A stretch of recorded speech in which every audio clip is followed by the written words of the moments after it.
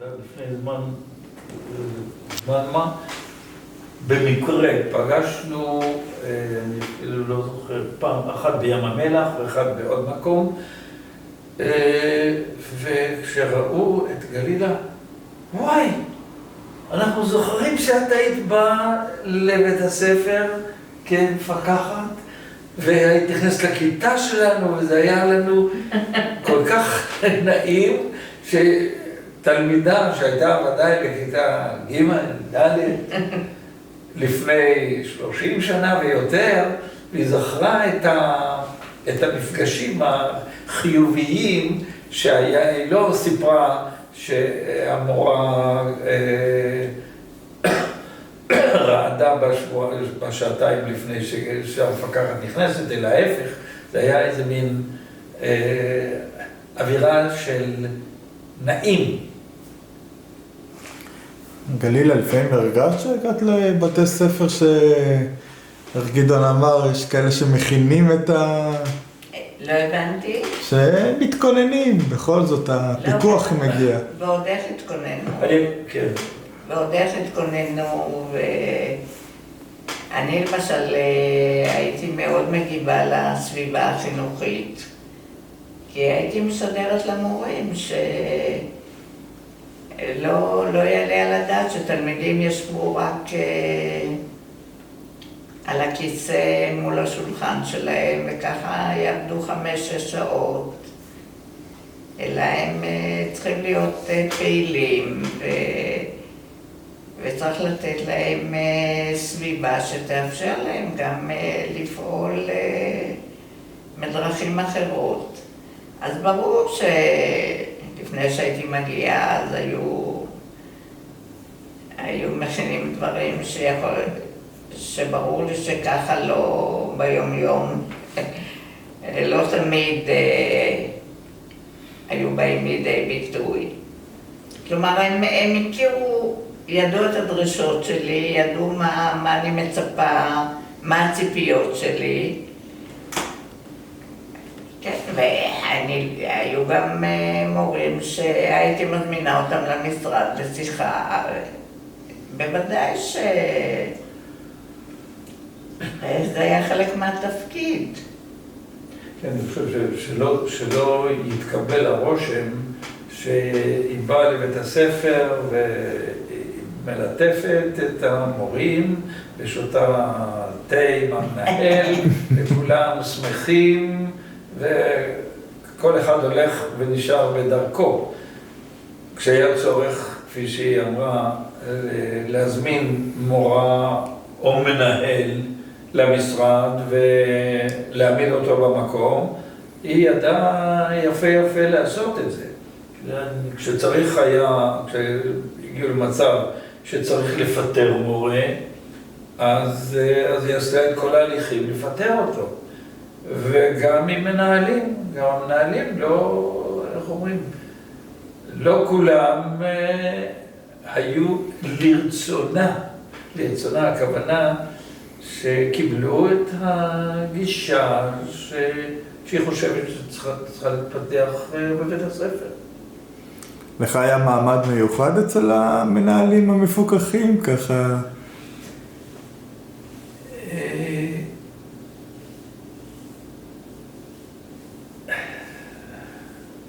צריך קצת להגדיר את זה. אני הייתי חיצוני במידה רבה.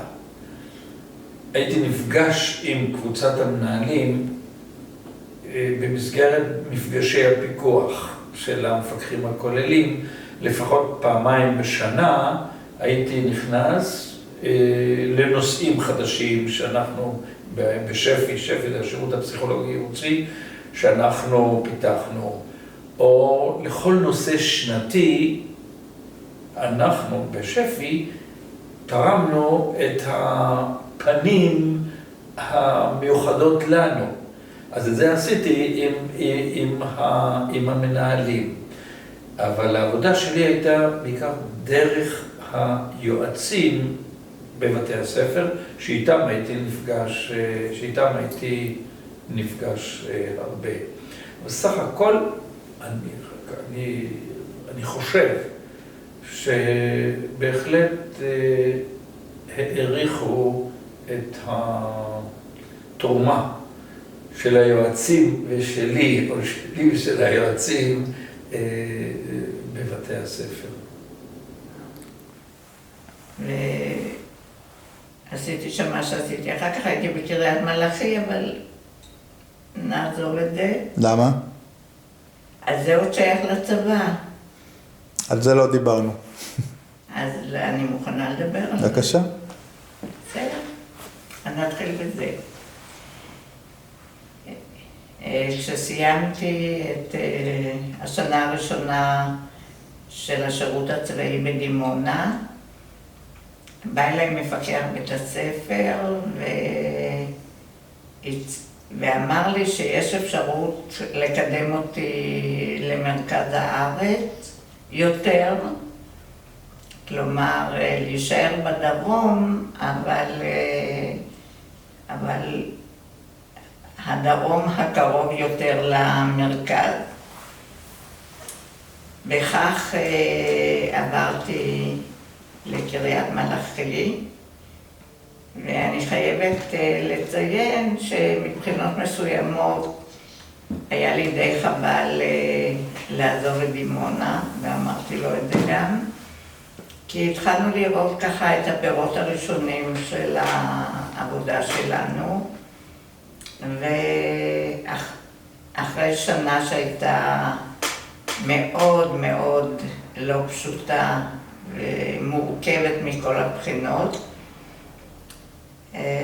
התחלנו לראות פירות, וגם בית הספר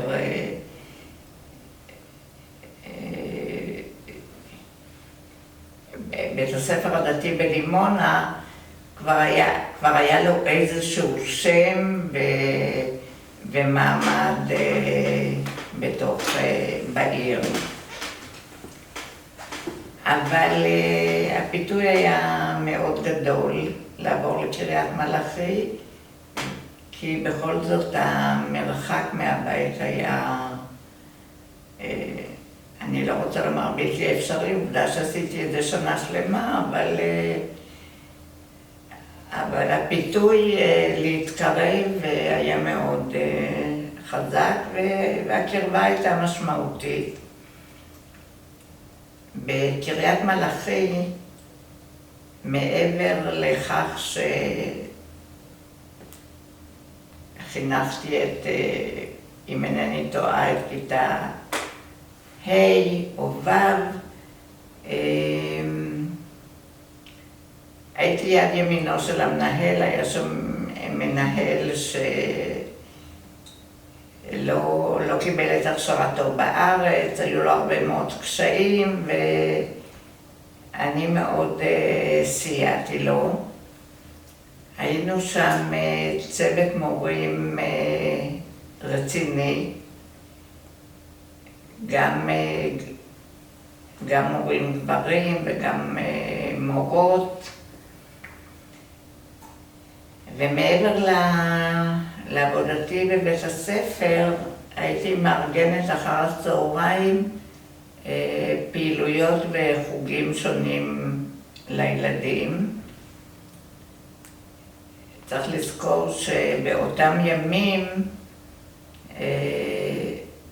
לא היו כוחות חינוכיים באזורים האלה, לא היה בני עקיבא, לא היו מסגרות אחרות, אז השתדלנו, כלומר אני בתוקף תפקידי כמורה חיילת, ולצידי היו עוד מורים, השתדלנו לתת מענה לילדים גם בשעות אחר הצהריים, לא כל יום כמובן, אבל לרוב השבוע הם היו מועסקים בפעילויות שונות, ותקציב קיבלנו מהסוכנות היהודית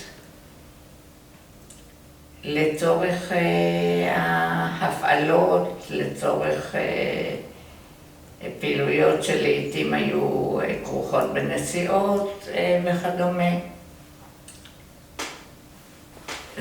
זאת הייתה תקופה בקריית מלאכי, ובקיץ של אותה שנה ניסינו, ואז עברתי ללמד בבית הספר בכפר הרועה. בשנה הראשונה לימדתי כיתה ב', שנה אחת, ואחר כך קיבלתי כיתה חדשה. הם היו, קיבלתי תלמידי כיתה ג', והתלמידים בכיתה הזאת היו בחלקם הגדול ילדים של התושבים משכונת בית חזון. וזה היה בתקופה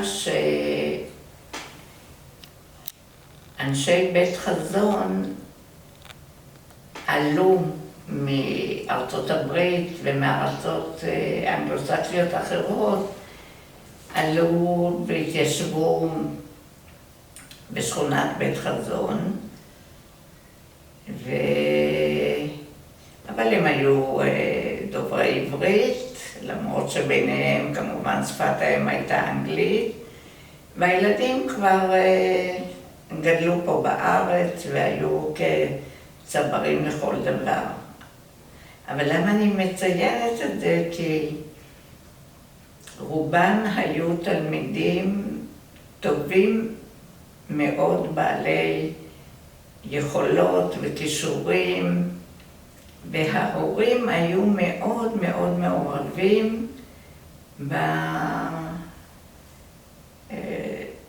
בלמידה של ילדיהם. היו גם תלמידים מהמושב, מהכפר, והייתה לי גם קבוצה של תלמידים מגולי תימן, שהם היו בגדר, אני לא רוצה לומר עולים חדשים, אבל לא היה להם את אותו מטען ואת אותה מוכנות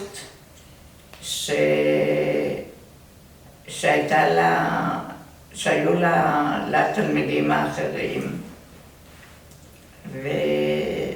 והיה פער, ואני כמורה באופן יחסי די בלי הרבה ניסיון, הייתי צריכה להתמודד עם כל הרמות. אבל ככלל מאוד אהבתי את התלמידים, את הכיתה. גם אחד מתלמידיי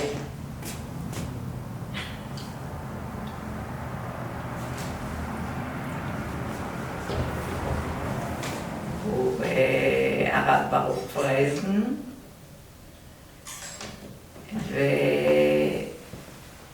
ובאמת ממש נהניתי ללמד אותם, והקשר שלי איתם ושלהם איתי היה כזה שלא היו לי בעיות משמעת בכלל, ובאמת יכולתי להגיע איתם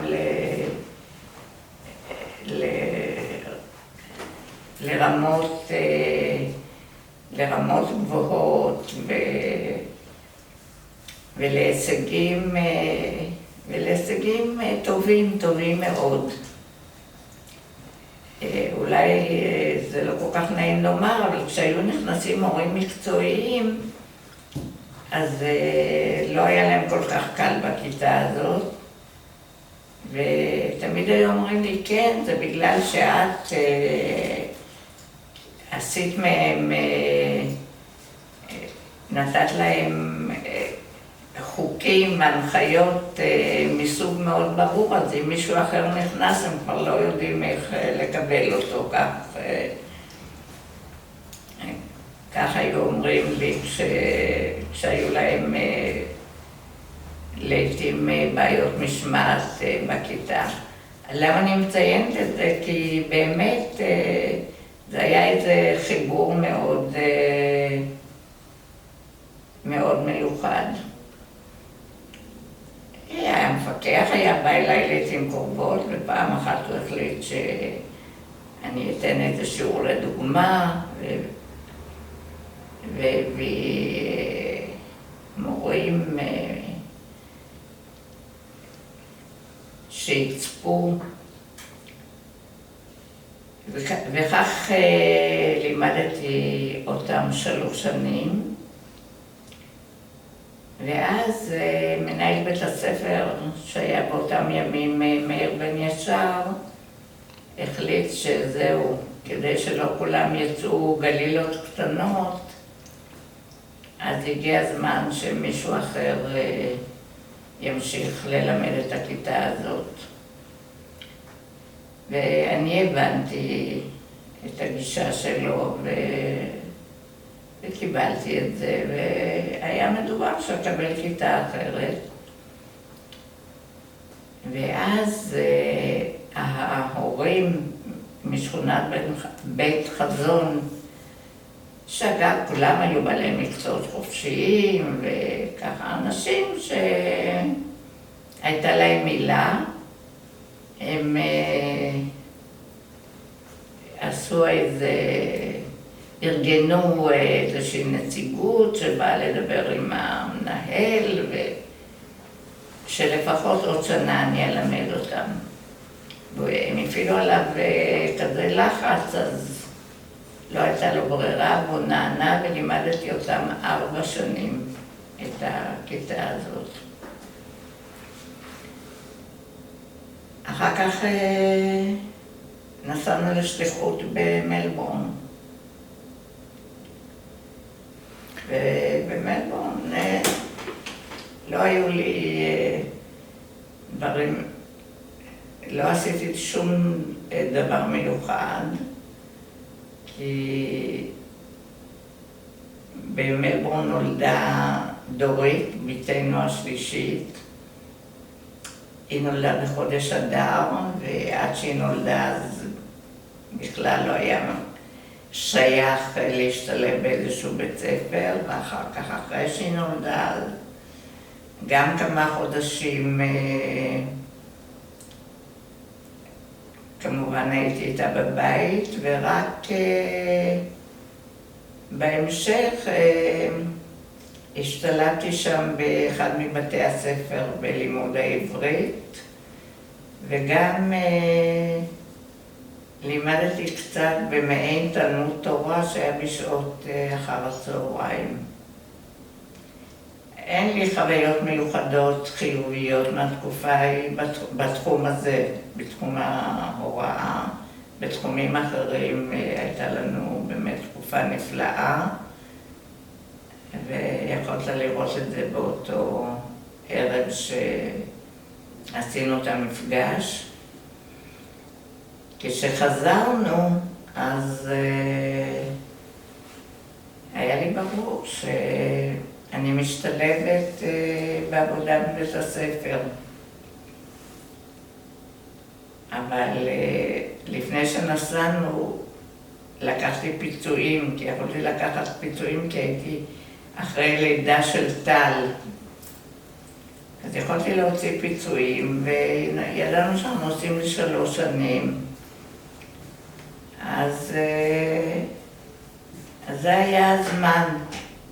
וכשחזרתי, והמנהל כבר הכין לי כיתה, והכל כבר היה מאורגן, ואז ערב ה-1 בספטמבר נקראתי למשרד החינוך בתל אביב, ושם אמר לי המפקח, תשמעי גלילה, יש לך תיק מצוין, הכל טוב, אבל יש אצלנו סדר, הסתדרות המורים, מי הקובעת, מי זכאי לקבל עבודה,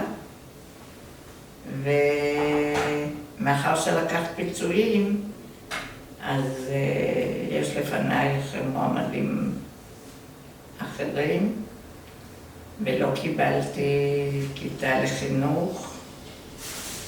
הייתי מורה ככה, מורה ללשון, הייתי מורה בכיתות שונות, מין פקק כזה.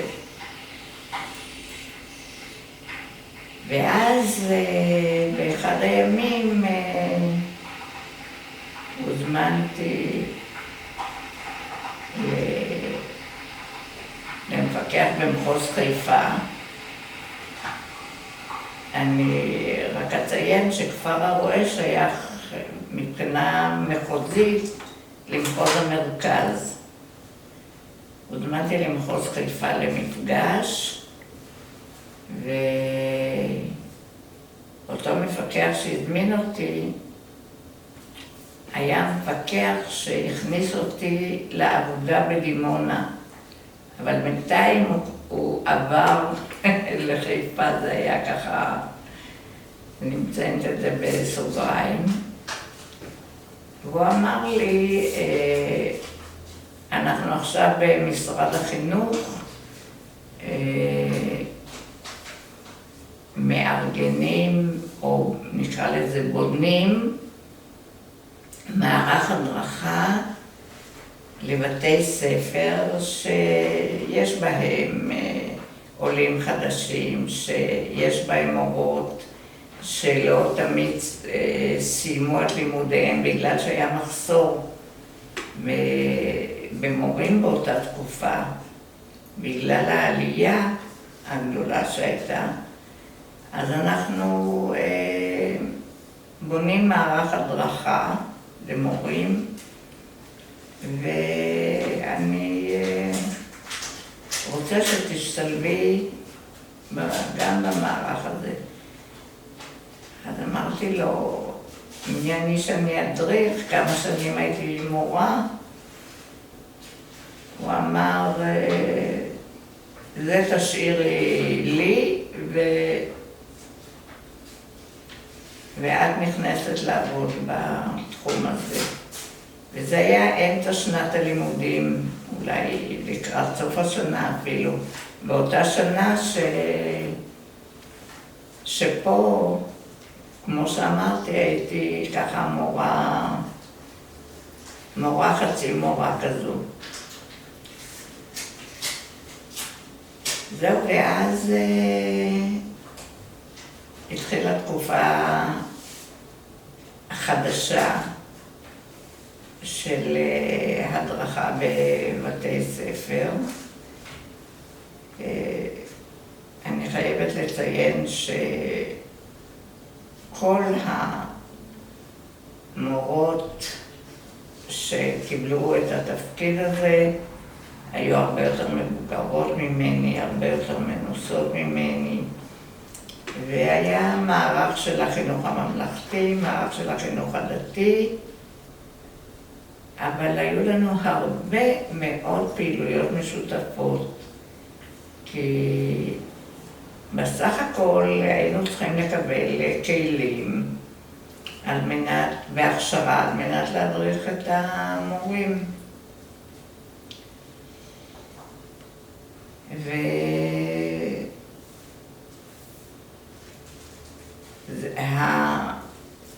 והמעניין,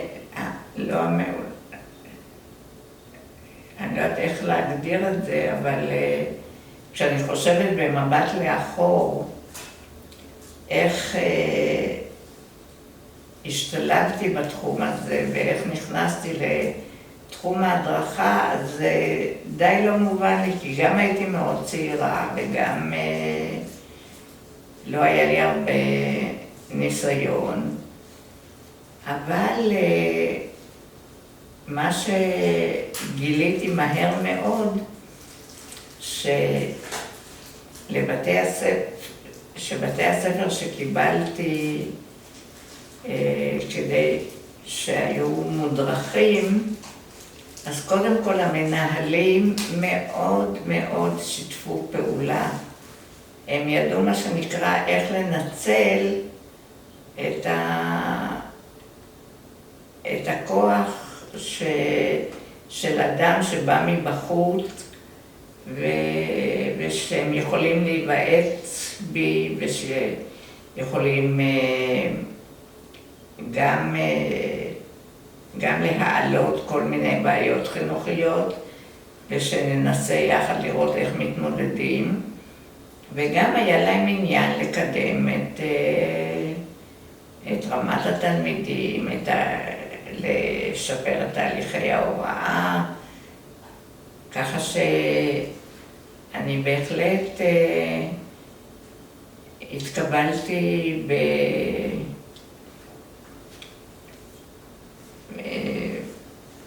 בעין יפה, אם אפשר לומר, על ידי המנהלים. הם היו מתקשרים והיו לעתים מזמינים אותי מבלי שתכננתי לבוא לבית הספר, כי באמת יצרנו קשרי עבודה כאלה שיש לנו מטרה משותפת ויחד אפשר יהיה לקדם ולהשיג יותר. גם המורות ברובן קיבלו אותי בצורה חיובית. זה לא היה כל כך פשוט, כי הייתי נכנסת לכיתות, וזה תמיד בעייתי שאדם נוסף נכנס וצופה בך, אבל בסך הכל, בכל איך נקרא לזה, בכל התקופה הזאת, היו רק מקרים בודדים של מורות שממש לא היו מוכנות או התנגדו לכניסה לשיעורים שלהם. והאמת היא שאני מבחינת דרך העבודה שלי אמרתי מי שלא מעוניין, מי שקשה לו, אז גם ממילא קשה יהיה לו לקבל הדרכה, ולא לחצתי יותר מדי, היו מספיק מורות ומורים שאיתם באמת יכולתי לעבוד. נתתי גם השתלמויות בתחומים שונים לקבוצות מורים, גם בתוך בית הספר וגם במרכז הפדגוגי. ובסך הכל זאת הייתה תקופה אני אולי אומר בסוגריים, מאחר שהייתי צריכה להגיע לבתי ספר שונים במחוז חיפה, כולל עתלית אני לא מדברת על אור עקיבא וגבעת אולגה, המקומות היותר קרובים, אבל גם למקומות רחוקים. ואז זה הכרח אותי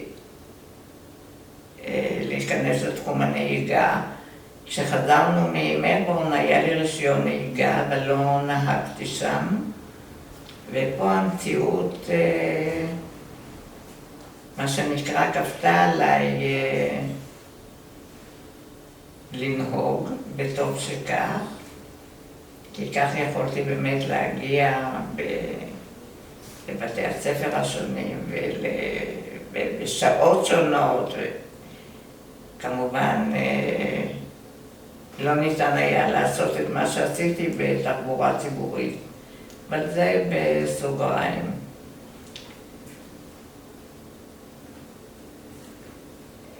כעבור מספר שנים אני לא יכולה לציין כמה, אני לא זוכרת בדיוק. אז מנהל המחוז הזמין אותי ואמר לי שיש כמה בתי ספר ממלכתיים דתיים שצריכים לפקח עליהם, כלומר,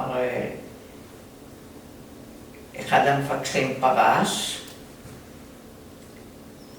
ואז קיבלתי בשלב ראשון, אני לא זוכרת בדיוק, אולי 6 או 7 בתי ספר לפיקוח, וכעבור שנה-שנתיים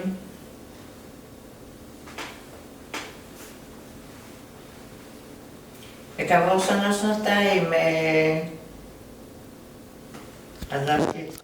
מורות, כל ודברים איך ההורים התייחסו למורים בבית הספר, איך התלמידים הרגישו את עצמם, וכל הדברים האלה שהם, כי ככה, זה היה נשמע כאילו שעברת 3 שנים בלי לעשות כלום.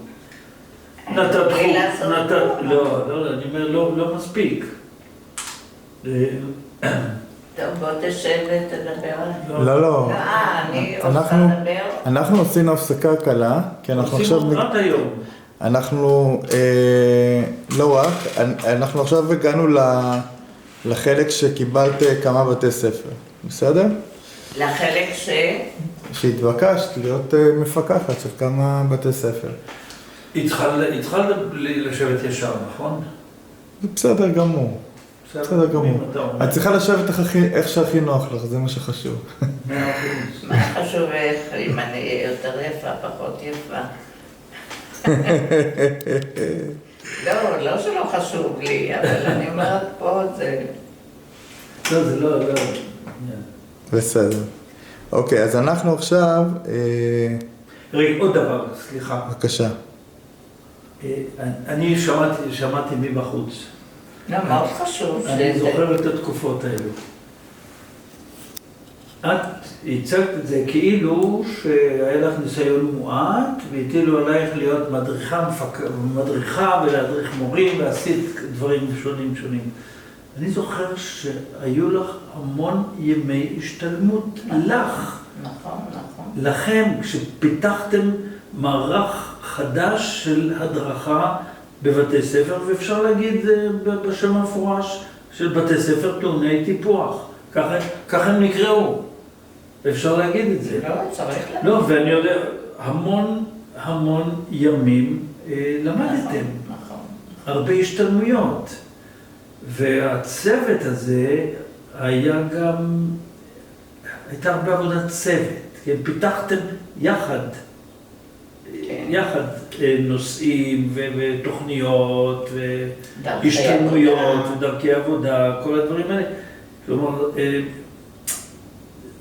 זו הייתה הדרכה מקצועית. הביאו אתכם לרמה של אנשי מקצוע שיכולים לתרום. היו מטלות שהמנהלים היו צריכים למלא,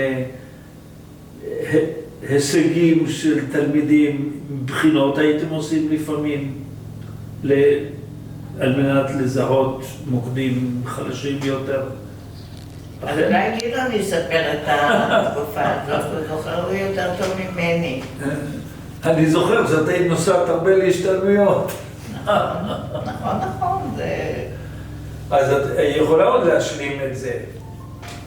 זה הזמן? לא, כי זה היה לך גם קרש קפיצה לפיקוח. נכון. אז את יכולה, את כל הדברים שאני אמרתי, את יכולה להוסיף, וזה אפשר לך אחר כך להתפתח ולהתקדם. את רוצה שאני אראה את החוברת שעשית? תראה. את הספר? הנה, זה שם מונח על ה... לא מביאים שום מוצגים, נכון? אפשר? הכל הולך. לא, יש הרבה, אבל לא... זה על הכיסא שלך נדמה לי שם. הכיסא שלי. נכון. דרך אגב, אני לא מצאתי אף ספר של ההורים. מהספרים של ההורים. לא, תסתכל אתה. מה, אין לך, כולל עם ההקדשה? אף ספר אין לי. עין לציון צופיה, ומי שריכז את כל העבודה, זה היה נושא שנתי בכל המחוז, לא רק בחינוך הדתי. יש מנהל המחוז כותב פה ברכה, והגברת קלר, הנה, גלילה קלר, כל דרך העשייה והעבודה וההכנות והפיתוח. אז גלילה, בואי קצת תספרי לנו.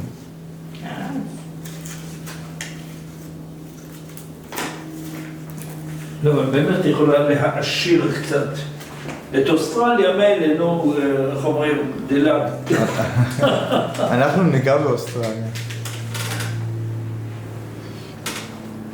אוקיי, גלילה, היינו עכשיו, עצרנו בחלק של...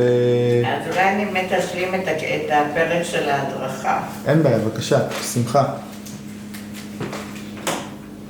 מה שאני צריכה לציין ולהדגיש, שכדי להדריך בבתי הספר, היינו עורכים השתלמויות, כלומר, מה שנקרא המנהיגות שלנו היו מכינות, היו מארגנות השתלמויות לנו המדריכות, כי בסך הכל כולנו נחשפנו לאוכלוסייה חדשה, לדרכי לימוד לדרכים אלטרנטיביות בהוראה, וכולנו היינו זקוקים ללמידה ולהשתלמות. ולכן באמת היו לנו הרבה מאוד השתלמויות עם אנשי חינוך שהיו גם אנשי אקדמיה וגם אנשי שדה ומעשה, ואנחנו יצרנו בצוותים כלים ומערכים שבעזרתם יכולנו להדריך הן את המנהלים והן את המורים. וכפי שאמרתי קודם, בגלל שיתוף הפעולה הפורה שהיה ביני המדריכה לבין המודרכים, אז נראה היה שההדרכה תרמה מאוד מאוד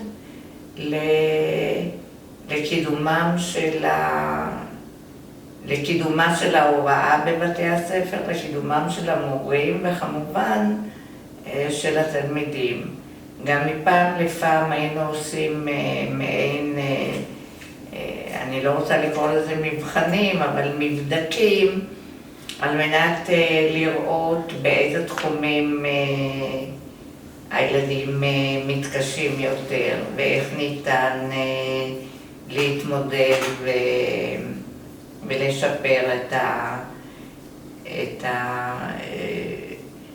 נקרא לזה, לא רוצה לקרוא לזה ליקויים, אבל באמת לשפר את ההתקדמות של התלמידים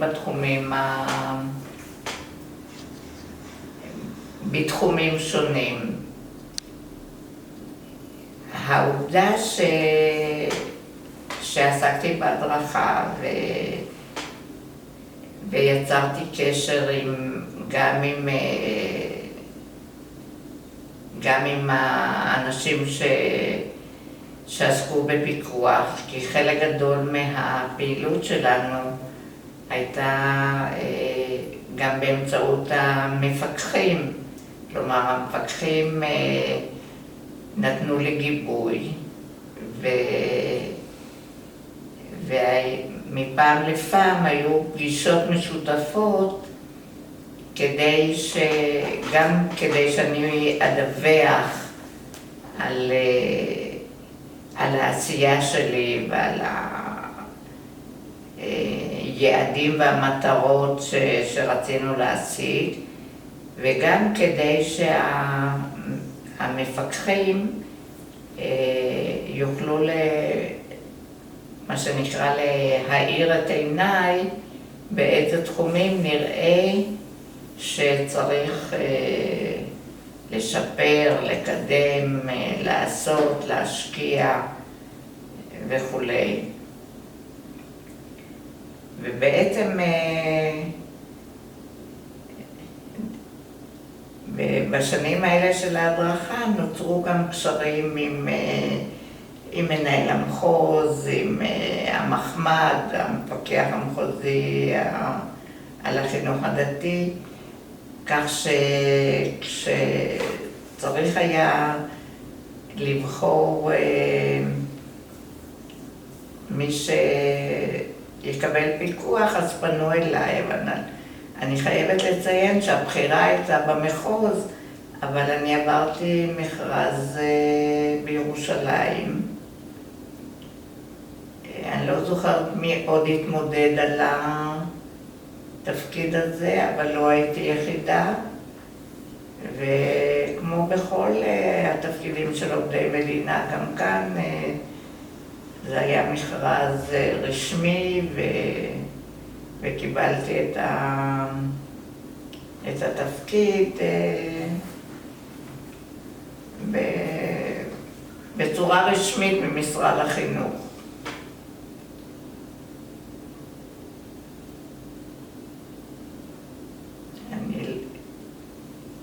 זה פחות או יותר על התחום של הפיקוח.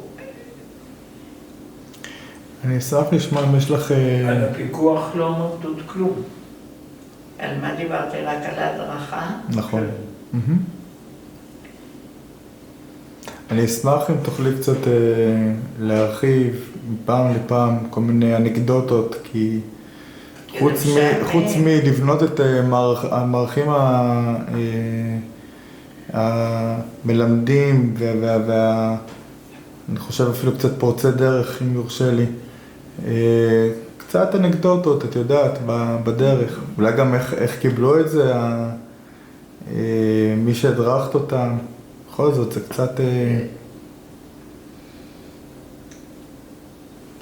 האמת שאני ככה לא כל כך זוכרת פרטים, אולי אתה זוכר, גדעון.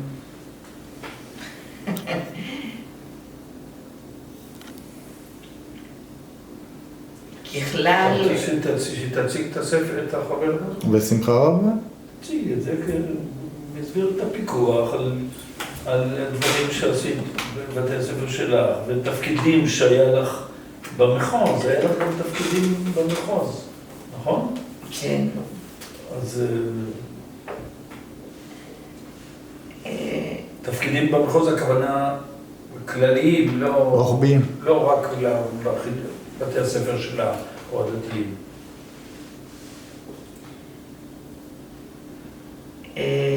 במסגרת עבודת הפיקוח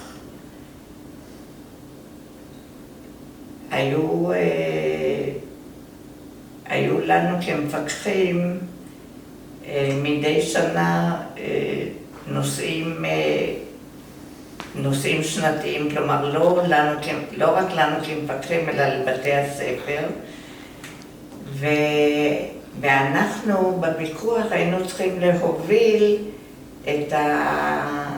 את העבודה בתחום הנושא השנתי כמי שאחראי לתחום. בשנת ה-50, זה היה בשנת ה-50 למדינה, התבקשתי על ידי מנהל המחקרות לרכז את הנושא השנתי שהיה יובל למדינת ישראל, ובמסגרת הריכוז של הנושא בניתי צוות שאיתו עבדתי על עריכת חוברת הדרכה למורים שקראנו לה עין לציון צופיה, ובחוברת הזאת יש חומרים מגוונים ורבים מאוד מטרום מדינה והקמת המדינה והשנים שאחריה. זה כולל, החוברת כוללת גם את החומרים עצמם וגם פעילויות והדרכה לתלמידים, והיא בנויה כך שכל מורה ובכל כיתה שהוא לימד, החל אפילו מכיתה א' ועד כיתה ו', יכול היה להיעזר בה על מנת לעבוד עם התלמידים על מה שקראנו אז הנושא השנתי, שהיה נושא מאוד מאוד משמעותי, ובתי הספר הקדישו לו הרבה שעות, כי זה בעצם כלל מבחינה היסטורית, מבחינה ספרותית, באמצעות דרמה, באומנות, בכל התחומים עסקו בנושא הזה, ומי שנכנס לבית הספר יכול היה לחוש ולהרגיש עד כמה באמת הקירות והפרוזדורים והכל דיבר יובל למדינת ישראל. וזה כמובן היה מאוד, האווירה הזאת מאוד השפיעה על תחומי הלמידה השונים, והחוברת סייעה מאוד למורים והשתמשו בה באותה שנה, וכמובן היא חוברת שעד היום אפשר לעשות בה שימוש. מה עוד אני יכולה לספר על הפיקוח? העבודה הייתה לא קלה.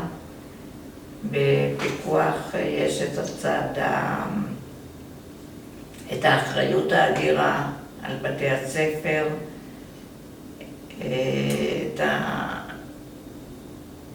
הנושא של תקן שעות שמגיע לבית הספר, שתמיד חסרו שעות, ואנחנו המפקחים היינו נאבקים לקבל יותר תקנים, יותר שעות לבתי הספר, שחלקם היו עוד בתי ספר חלשים. היו באמת תקנים שונים לבתי ספר מבוססים ולבתי ספר טעוני טיפוח. אני בעבודתי כמפקחת בעצם השתמשתי בכלים שרכשתי בתחום ההדרכה. לא כל כך באתי ממקום של מי שמפקח על העבודה של המנהל והמורים. ברור שגם את זה הייתי צריכה לעשות, אבל באמת יותר ממקום של איך אנחנו, מה אני יכולה לתרום להם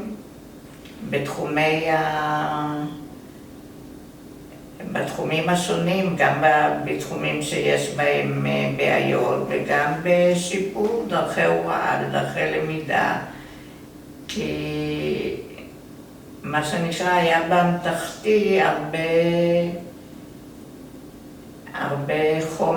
אפשרויות בגלל שבאתי מתחום ההדרכה. ובאמת הרבה מנהלים היו מציינים את העובדה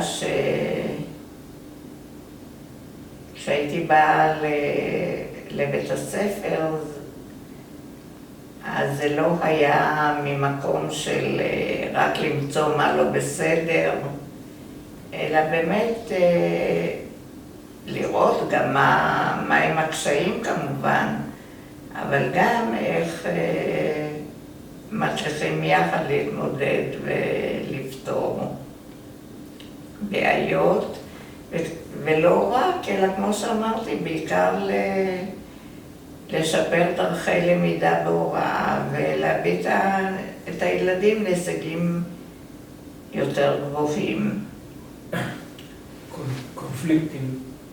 קונפליקטים עם הורים, ועדי הורים, פתיחת מסגרות אחרות, מתחרות. נועם וכל זה. כן, מה זה מעניין? אם זה מעניין, זה ההיסטוריה. ואת עמדת במרכז העניין הזה, במקומות שלך. אני חושב שהיו גם עוד תפקידים, עוד מחוזיים. לא היה לך עוד תפקידים מחוזיים? אני חושבת שהיו, ואני כבר לא זוכרת. עוד לא. גדעון, יש דברים שאתה יכול, אתה יודע, תוך כדי, להזכיר. בוא נוסיף, גדעון. מה, באמצע? כן, אני... זה יהיה יותר לא, רגע.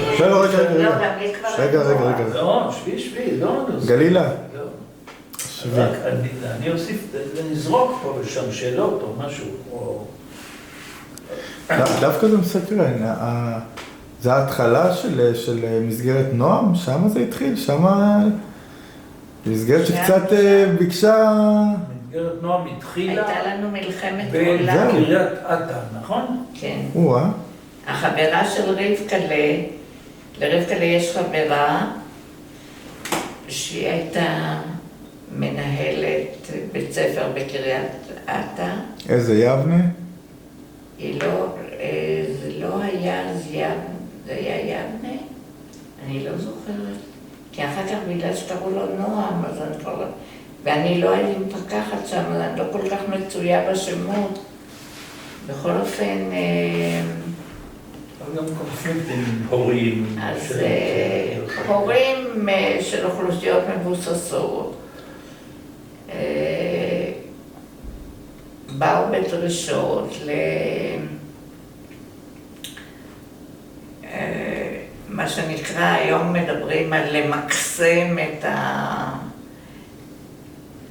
להעשיר את התחום התורני,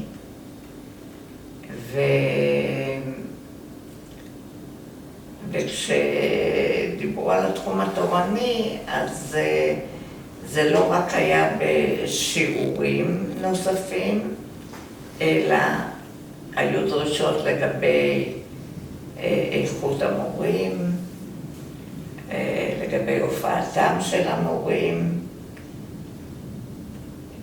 כמו שאמרתי, זה בעיקר היה באוכלוסיות החזקות. ואנחנו כמפקחים, יחד עם המחמד, ניסינו בכל דרך למנוע את ההתבססות של נועם.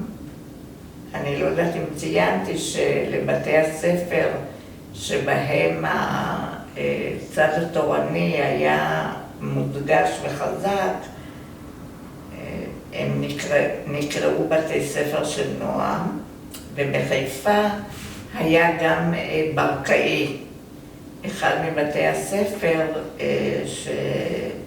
שאוכלוסיית ההורים עמדה על כך שהצד התורני יהיה יותר מושקע ויהיו בו יותר תחומים ויותר שעות. הוא נקרא ברקאי. למה אנחנו לא ראינו לא ראינו את התהליך הזה בעין יפה, בעין טובה. לכאורה, גם אנחנו כמפקחים היינו צריכים להיות מעוניינים בתגבור התחום התורני, אבל במציאות זה גרם לכך שבתי הספר שהיו ממילא בעלי אוכלוסייה יותר חזקה של הורים ושל תלמידים, הם אלה שגם דרשו ועמדו על כך שתהיה יותר העשרה בתחומים התורניים, וגם היו לעתים ממש ויכוחים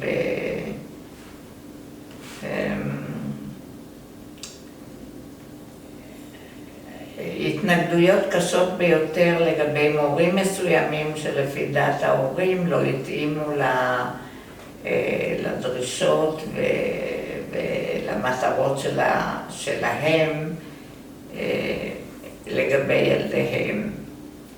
ואנחנו חשבנו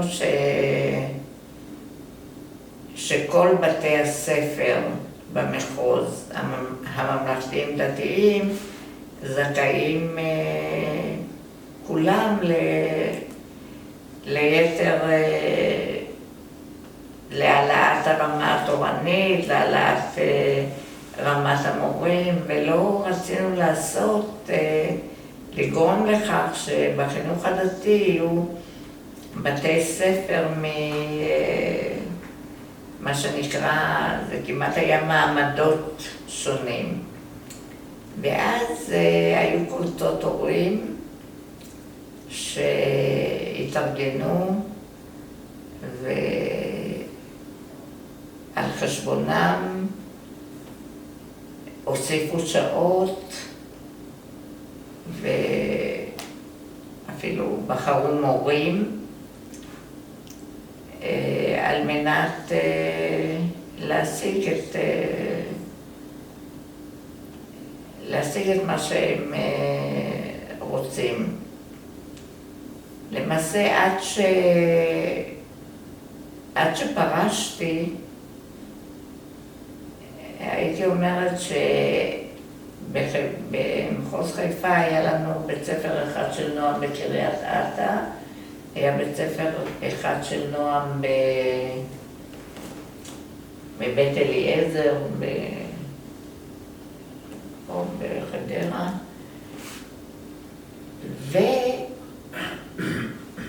ומה שבאמת אפיין שהיו הורים שאפילו הסיעו את ילדיהם, שינו כתובות והסיעו את ילדיהם מאזור אחד לאזור שני, כדי שהילדים ילמדו במסגרת בית ספר של נועם. בהמשך החינוך הדתי קיבל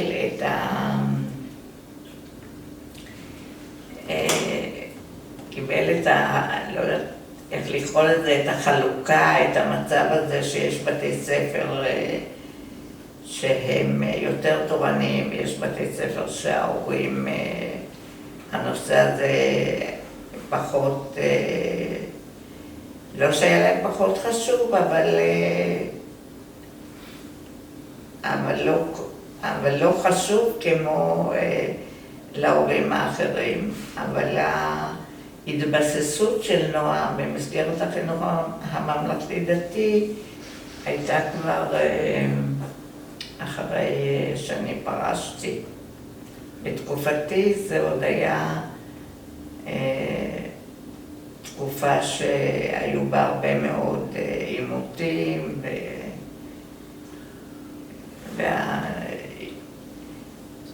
ונועם לא היה דבר מובן מאליו. כל השכבה היותר חזקה בבתי הספר תצא ותפתח לעצמה מערכת נפרדת, שאנחנו יודעים שההפרדה הזאת היא אחר כך בסופו של דבר באה לידי ביטוי לא רק בדרישות הדתיות, גם במעמד הסוציו-אקונומי, הדתי ועוד ועוד ועוד. ולכן גם הפיקוח שהיה אחראי לראות ולתת מענה לכל המחוז, לכל בתי הספר, בשלבים הראשונים התנגדו לזה. זה קצת נשמע, האבולוציה של נועם התחילה בהתנגדות, ואז אם אתה לא יכול להביס אותו, אז תצרף אותו אליך. נכון. לא מחלילה להכשיר, כי את השרץ, כי לא צריך לקרוא לזה שרץ, אבל להכשיר את המסלול הזה, מאשר להפוך אותו לסוג של גוף אוטוריטרי או עצמאי לחלוטין בתחום החינוך. שאלה אם זה באמת ככה. וגם המערכת צריכה לתת מענה לאוכלוסיות. מערכת החינוך היא לא מנותקת מהאוכלוסייה ומהערכים שלה. ולהורים זה היה מאוד חשוב. והתהליך הוא כמו כל תהליך שכשמכניסים חידושים, ובעיקר שזה בא מלמטה. מלמטה הכוונה כמו שגילון אמר, שקבוצות הורים היו מתארגנות ולא רק היו מגיעים למשרד החינוך בחיפה, אלא היו מגיעים למשרד החינוך בירושלים, למנהל החינוך הדתי, דופקים שם על השולחן, וגם היו מאיימים בכל מיני אלטרנטיבות שלא ניתן היה, שאולי לא היו מציאותיות, אבל כדי לתת תוקף לדרישות שלהם, זה היה מאבק. זה היה מאבק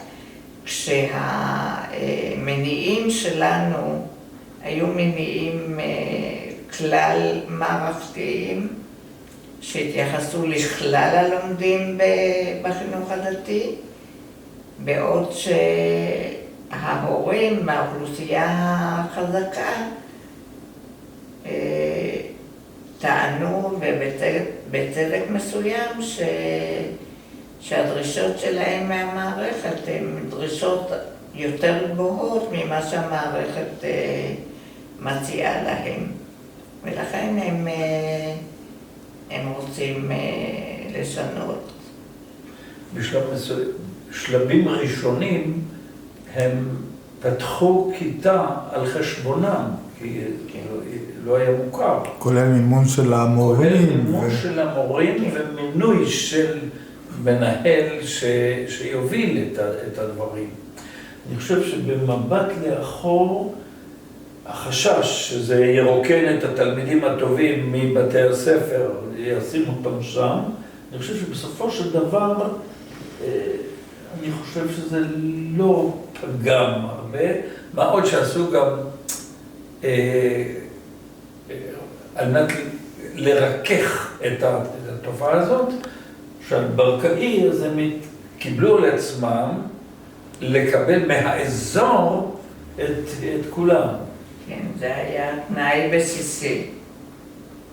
אבל מה שקרה בפועל, שתלמידים שלא יכלו לעמוד בדרישות של בית ספר נועם, אז באופן טבעי הם נשרו למקומות אחרים, או אפילו לבתי ספר ממלכתיים. עכשיו, היו בתי ספר כמו בית ספר כרמל בחיפה, שזה לא... שאוכלוסיית ההורים שם היו רופאים, עורכי דין ומקצועות חופשיים, זה לא העסיק אותם יותר מדי העניין של נועם. לעומת זה בנווה שאנן, בהחלט היו הורים שמבחינה דתית דרשו שבית ספר ייתן יותר מענה, וזה התחיל מזה שהמנהלת תלך בקיצוי ראש, כלומר זה בעצם דרש שינוי, לא רוצה להגיד שינוי מוחלט, אבל הגישה הייתה שונה, גם בבחירת מורים לבתי הספר האלה, כי צריך היה במידה מסוימת לבוא לקראת ההורים ולתת להם מענה.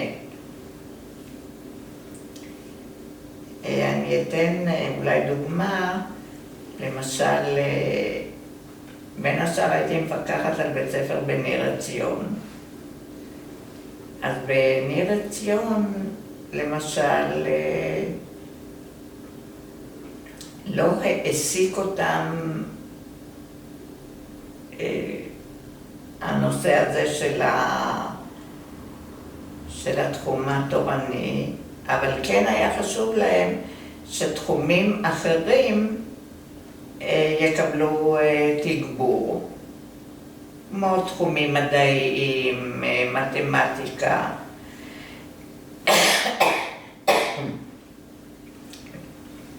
ואם הזכרתי את ניר עציון, אז בעתלית היה בית ספר ממלכתי דתי קטן, ואז כשהמשרד החליט לסגור אותו כי הוא היה קטן מדי, אז התנאי שלנו היה שהתלמידים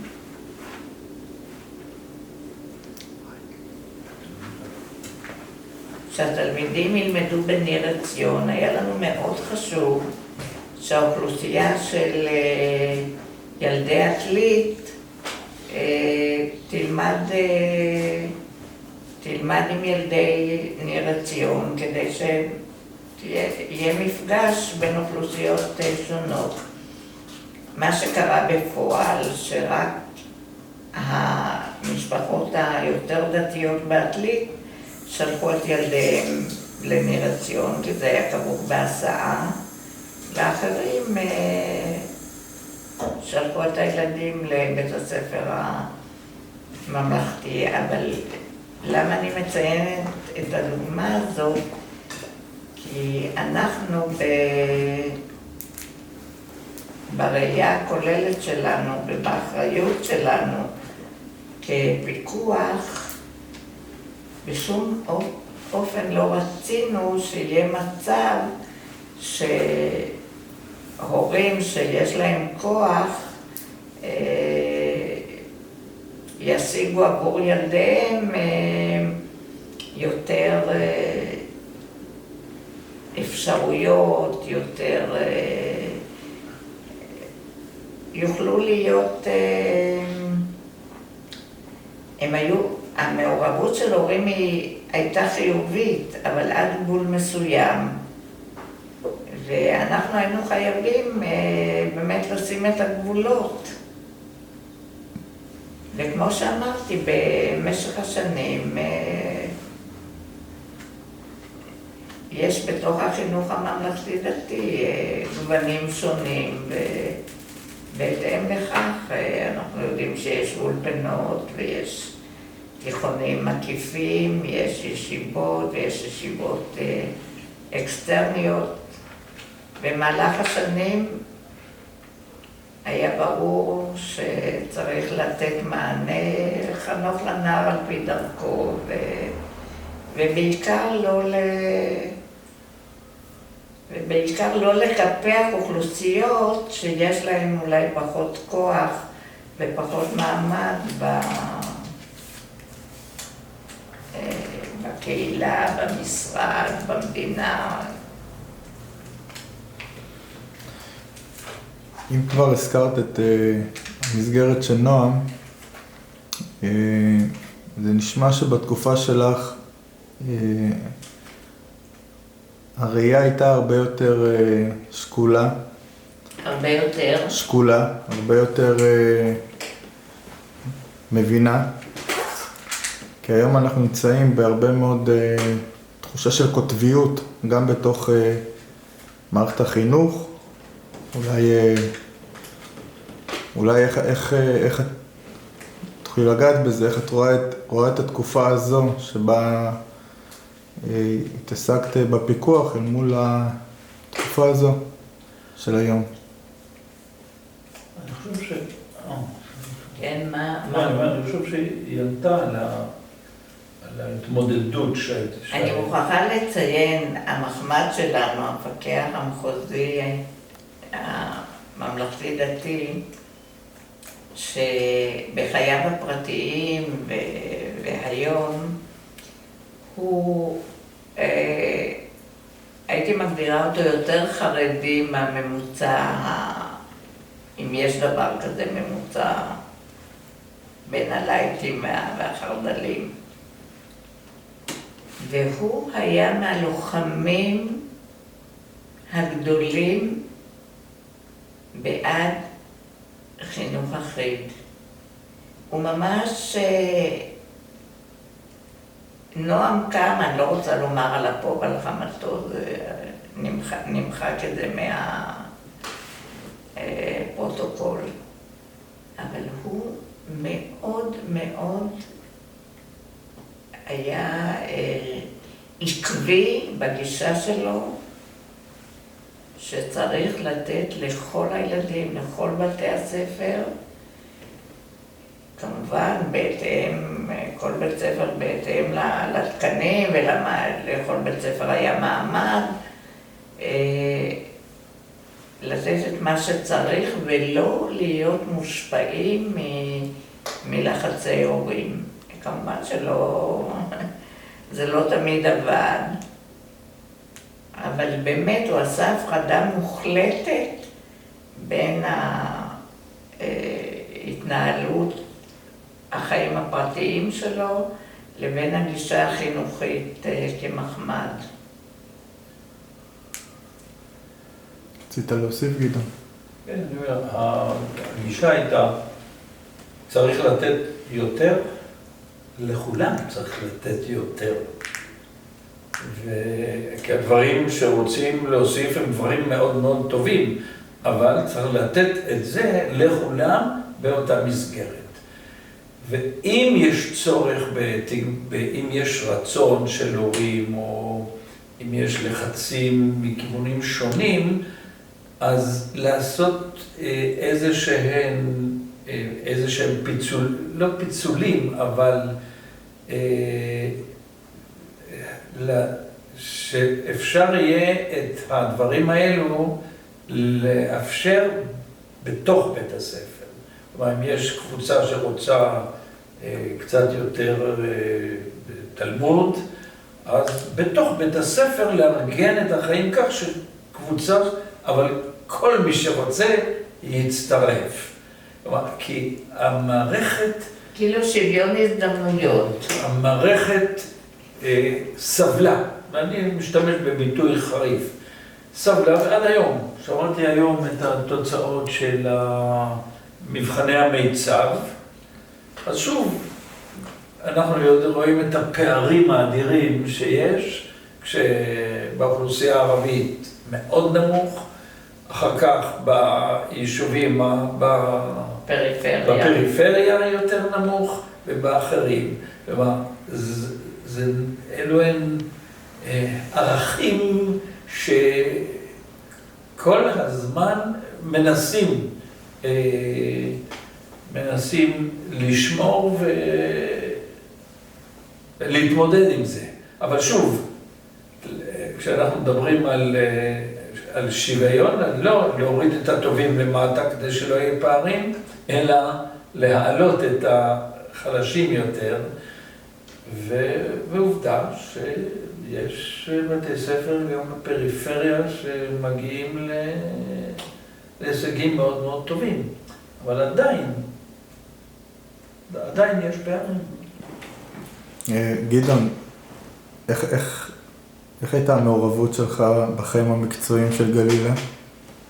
ככה יצא לכם להחליף דעות, ככה קונפליקטים אולי תוך כדי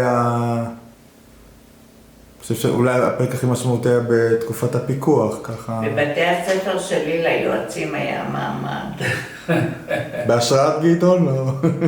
לא, כי אני לא אומרת את זה, אני אומרת את את זה בחיוך, אבל גדעון היה מבוני מערכת הייעוץ בארץ, והיועצים לא התקבלו בעין טובה בבית הספר, כי מה זה, אם אתה לא מורה ואתה לא נכנס לכיתה, הם כן נכנסו לכיתות, אבל לא הייתה להם אחריות לגבי הישגים לימודיים של תלמידים. אני הייתי באה, נגיד, למורה מסוימת כמפקחת, והיינו יחד מסתכלות על תוצאות במתמטיקה, והייתי אומרת לה, זה לא ייתכן, אנחנו חייבים לעשות עם זה משהו, לקדם אותם. אז היועצים נתפסו כמי שאין עליהם את האחריות להישגים ספציפיים של תלמידים. וזה היה תהליך להבין את תפקיד היועץ, עד כמה הוא היה משמעותי, ועד כמה הוא משמעותי וחשוב. והיו לך יועצים טובים מאוד במערכת. כשיש יועץ טוב במערכת, הוא תורם, וגם בסופו של דבר... היו אצלי יועצים שהיו יד ימינם של המנהל, שהיה למנהל עוד אדם מקצועי, שאיתו הוא יכול להיוועץ בתחומי חינוך שונים. ומעבר לתחומים שהיועצים אחראים להם, אז יש בכל זאת עוד גורם בבית ספר שיכול להוות, להיות חלק מצוות ניהול, מה שלא ניתן תמיד לעשות עם מורים. שאלתך על הקשר בינינו, זה דבר שבאמת קשר מיוחד, כי אני עבדתי בפיקוח על יועצים בשירות הפסיכולוגי במחוז חיפה, אומנם רק שליש משרה, יומיים בשבוע, והיו לנו בתי ספר משותפים. היא הייתה מפקחת כוללת, ואני הייתי מפקח בשירות הפסיכולוגי, אבל אני חושב שאף פעם לא באנו יחד לבית ספר. אף פעם לא באנו יחד. לא. חוץ מזה שגלילה היא מאוד עצמאית. כל הדברים שהיא עשתה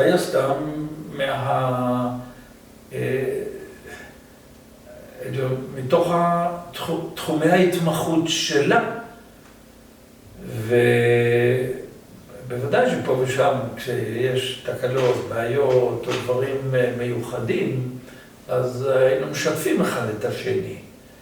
אבל תחומי העיסוק שלנו היו באותה מערכת, אבל כל אחד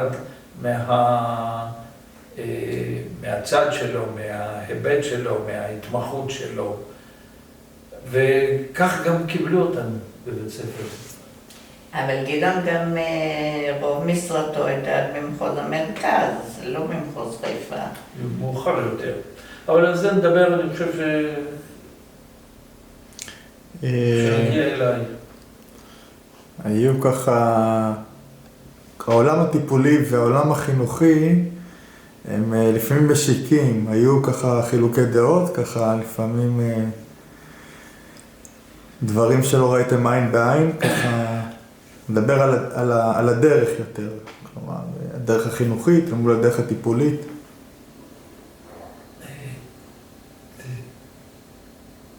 כיוון שהגישה של גלילה הייתה גישה יותר טיפולית, אבל בתחום ההוראה. הכוונה היא באה כמפקחת, אבל עבדה כמדריכה, ואני חושב שגם התפיסה שלה, איך אומרים, מעבר ללמידה, אנחנו צריכים גם לראות את הילד, לראות צרכים, לראות קשיים, לראות בעיות, ועם זה להתקדם בתחומי הלמידה, כי זה היה התחום שלה. היו מעט דברים לא היינו רבים על דברים, כל אחד...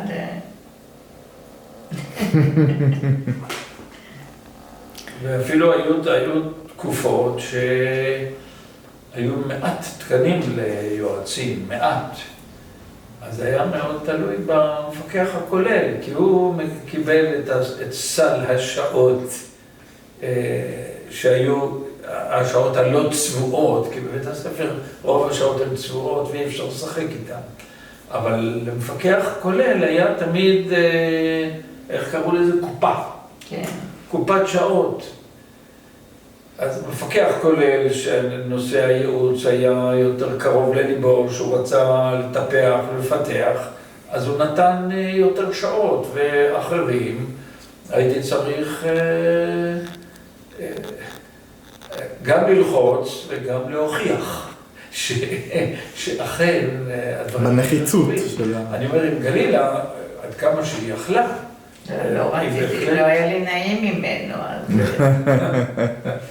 אז היא באמת בבית הספר שלה, התחום הזה הוא היה בהחלט מפותח.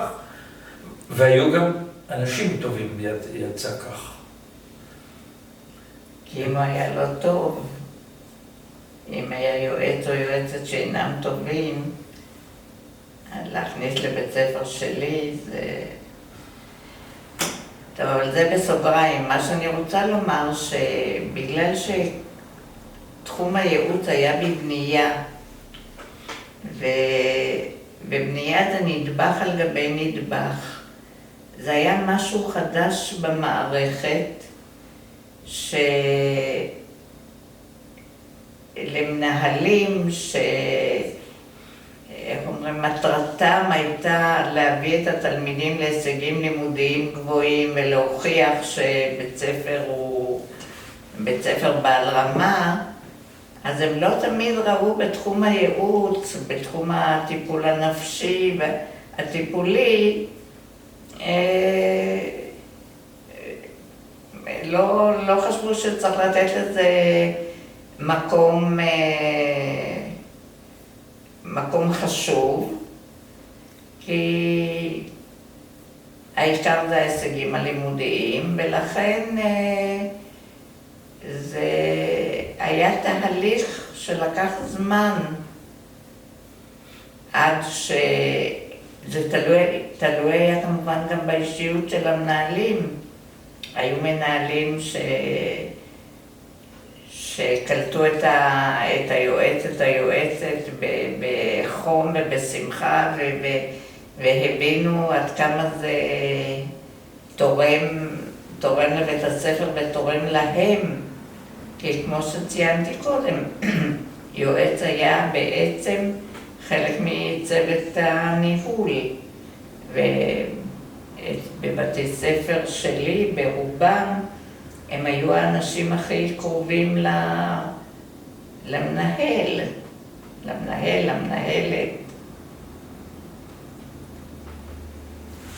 גם צריך לציין שהיועצים היו בעלי, מבחינה אקדמית, היו בעלי תואר ראשון ותואר שני, בעוד שהמורים בשעתו היו בוגרי סמינרים. בעלי תעודה. כן, אבל אז עוד לא נדרש תואר ראשון מהמורים בבתי הספר. כך שבעצם היועצים הוסיפו גם מבחינת האישיות שלהם, הכישורים שלהם, הידע שלהם, היכולות שלהם, תרמו מאוד להשארת הצוות ולדרכי הניהול בהתנהלות של בית הספר. כן, את המשפטים האלה אני הייתי רוצה לקבל גם מכתב לצורך ההיסטוריה של מערך הייעוץ.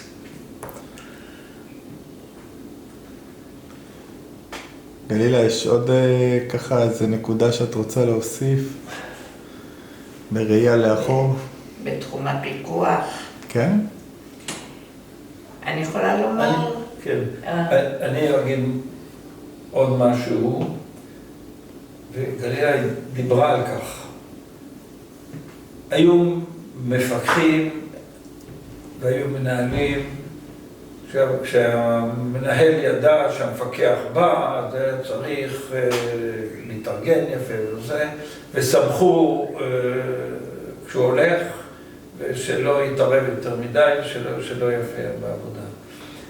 אצל גלילה, סגנון הפיקוח שלה היה כזה ששאבו אותה, רצו לקבל. ונוצרו גם מערכת יחסים קרובים עם כמה מנהלות. עם המנהלים לא, ברוך השם. עם מורות, עם מנהלות, בהחלט שכן. לא עד כדי כך שזה הפריע לעבודה השוטפת, אבל הביקורים שלה בבית ספר היו ביקורים של עשייה משותפת.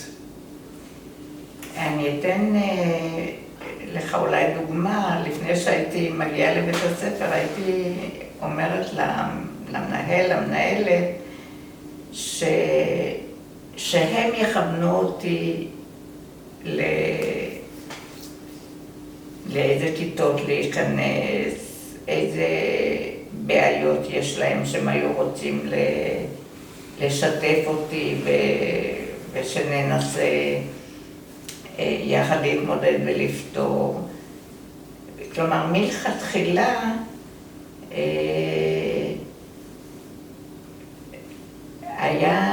הגישה שלי הייתה שבעצם אני צריכה להיות מה שנקרא,